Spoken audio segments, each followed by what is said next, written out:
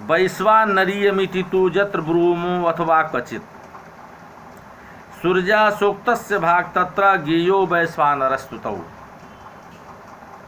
अथवा यदि हम कहीं पर कोई सूक्त वैश्वानर को संबोधित करते हैं तो उस अवस्था में वैश्वानर की स्तुति में सूर्य को ही उस सूक्त का देवता स्वीकार करना चाहिए।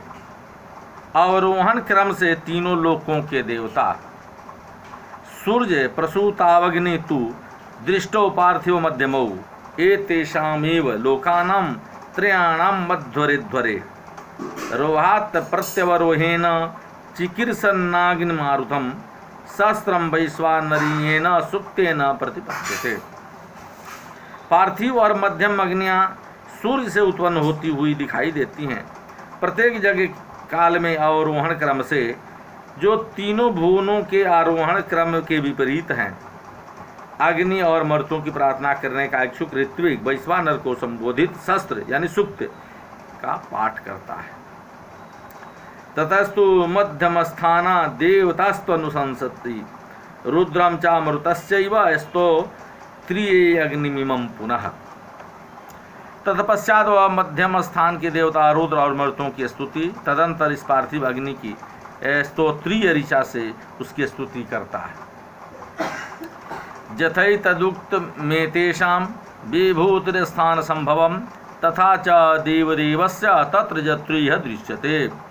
जिस प्रकार से इन तीनों देवताओं का अपना अपना वैभव निवास और उत्पत्ति स्थान कहा गया है, वैसे ही यहाँ अपने अपने स्थानों पर देवों के देव अर्थात प्रजापति की भी ये सभी विशेषताएं परिलक्षित होती है या दिखाई देती है। जद्यत्र पृथ्वी स्थानम पार्थिवम चाग्निमाश्रितम तत्सर्वमानुपूर्वेण कथ्यमानम निबोधत।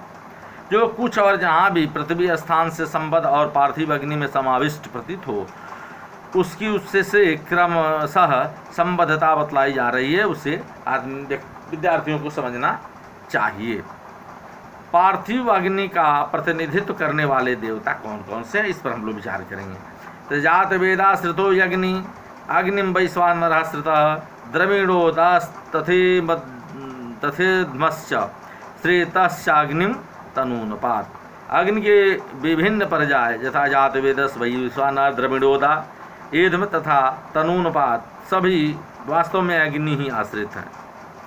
अभिप्राय यह कि इनको अग्नि से अलग नहीं मानना चाहिए या अग्नि से युक्त मानना चाहिए।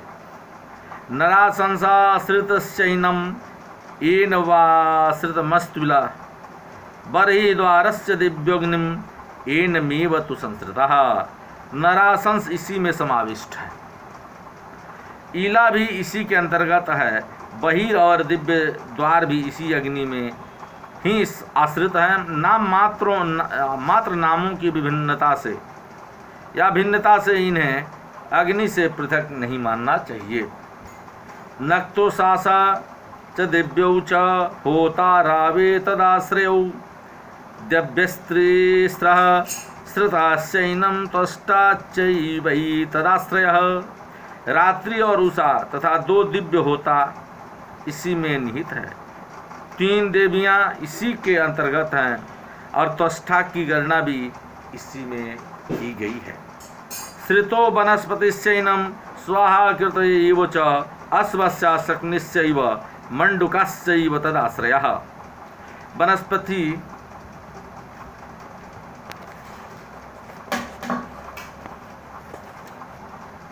वनस्पति और स्वाहाकृतियाँ भी इसी के अंतर्गत और अश्व पक्षी मांडुकी भी इसी में आश्रित हैं। ग्रावाणस्यैनमक्षाश्च नरशंसस्तथा रथ दुन्दुभिश्चेषु धीनश्चैनं हस्तग्नोभिषबोधनुः। सोमाभिशमन में प्रयुक्त पाषाण इसी में निहित है। अक्ष नराशंस रथ दुन्दुभि तथा तर्कस हस्तग्न बलगारों माने लगाम और धनुष भी इसी के अंतर्गत हैं। ज्याचितदाश्रितेषु श्रेता अश्वाजनी चजा वृखभो द्रुघणश्चैनम एनम पीतुरु लूखलम। धनुष की प्रत्यंचा और बाण इसी में समाविष्ट है। इसी में अश्वगमन का मार्ग, वृषभ, मुंगरी या हथौरा तथा पैतृक उलूखल माने ओखल भी निहित है। पितुरुखलम अर्थात अस्पष्ट है। एक अनुवाक ने पितु का अर्थ पेय किया, जो सर्वथा अनुपयुक्त प्रतीत होता है। नद्यश्चैवन्नमापस्य सर्वावोखदयस्सह रात्रप्वाग्न्यायरण्यानि श्रद्धेला पृथ्वी तथा नदियाँ और जल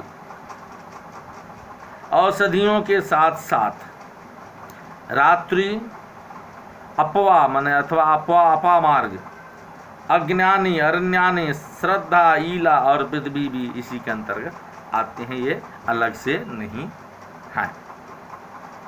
अपवा शब्द संदिग्ध है। अपवा मतलब अध्वा मार्ग माने पाठ अधिक शुद्ध प्रतीत होता है।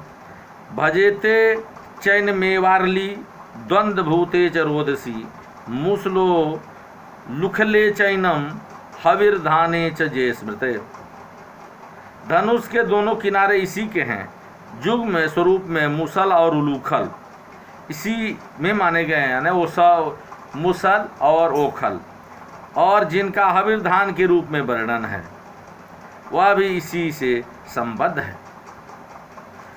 जोश्री चोरजाहुति चैनम सूतुद्रया च विपाटसः जो चौ देवौ सुनासीरी तौ चाग्नि चैतदाश्रयौ। दो धात्री देवियों और दो ऊर्जाहुतियों द्वारा पूजनीय इसी में है। विपाशा एवं सूतुद्री संज्ञक नदियाँ, दो अग्नियाँ तथा सून तथा शीर सभी इसी के अंतर्गत कहे गए हैं, माने गए हैं। लोकोयम जच वै प्रातः सवनम क्रियते मखे बना बसंत सरदौ चरतु स्तोमोनुष्टुप बधो त्रिवृतः। यह लोक मन यज्ञगत प्रातः सवन, बसंत एवं शरद ऋतु में अनुष्टुप छंद और त्रिवृत स्तोम ये सभी अग्नि के अंतर्गत आते हैं।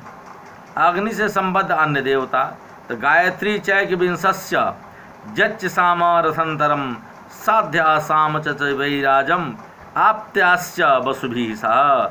गायत्री छंद, एक विंश, स्तोम, रथंतर, साम तथा वैराज साम, साध्यगण और आप्त्यगण एवं वसुगण, इन सबको अग्नि से ही संबद्ध माना जाता है। ये सभी अग्नि के अंतर्गत ही आते हैं। इंद्रेण च मरुद्भिश्च सोमेन वरुणेन च पर्जन्येन तुर्भिश्चैव विष्णुना च संस्तवः। अग्निदेव, इंद्र और मरुतों, सोम और वरुण, पर्जन्य और ऋतुओं तथा विष्णु के साथ स्तुतियों को स्वीकार करते हैं। तात्पर्य कि वैदिक देव संहिताओं में उपर्युक्त सभी देवों के साथ अग्नि की स्तुतियाँ की गई है। अस्यैवाग्नेस्तु पुष्णा च साम्राज्यम वरुणेन च देवतामर्थ तत्त्वज्ञो मंत्रै संयोजयेद्भिः। इनको अग्नि, पुखा और वरुण देवताओं के साथ साम्राज्य का भी भागीदार कहा गया है। जो मंत्रों के अपरिहार्य तत्वों को जानता है उस मंत्र के द्वारा देवताओं को हवि समर्पित करना चाहिए। असंस्तुतस्यापि सतो हविरेकम निरूप्यते देवता वाहनम चैव वहनम हविषाम तथा। जहाँ एक देवता की किसी अन्य देवता के साथ युग्म रूप से स्तुति नहीं की जाती है, उस स्थान पर भी एक ही और एक समान हवि कभी कभी दोनों को समर्पित की जाती है। देवों को उस स्थान पर लाने और उन्हें हवि के पास पहुँचाने यानी कार्य इसी दृष्टि से किया जाता है।